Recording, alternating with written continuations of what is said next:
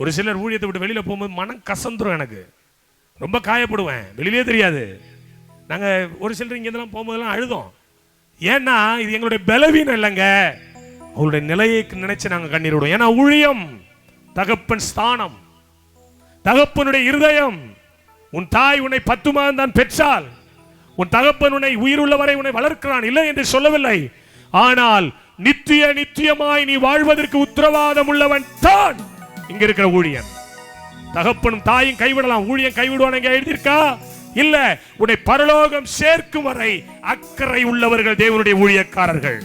அதனாலதான் ஒரு வெளியில போனா கண்ணீர் வடிக்கிறோம், அதனாலதான் ஒரு பிள்ளை விழுந்து அழுகுறோம், அதனாலதான் ஒரு பிள்ளை வரலையேன்னா கலங்குறோம். ஆனா இது ரொம்ப நாள் நீடிக்கும் நினைக்க கூடாது. கர்த்தர் பாப்பார் ஊழியக்காரனே, மோசே செத்துட்டான், நீ எழும்புடா, யோசுவாக்களை எழுப்பி விட்டுருவாரு. எத்தனை நான் சொல்ல புரியுது? எத்தனை நாளுக்கு நான் மோசேக்கா மூச்சு அழுவ, யோசுவா எழுப்பு, நீ எழும்புடா. அவ வளனா என்ன தோர்க்கான் வச்சு ஊழியத்தை செய்ய, அவ வளனா இல்ல இவ வச்சு செய்ய. ஆக மொத்தத்துல கர்த்தருக்கு ஆட்கள் வேணும்.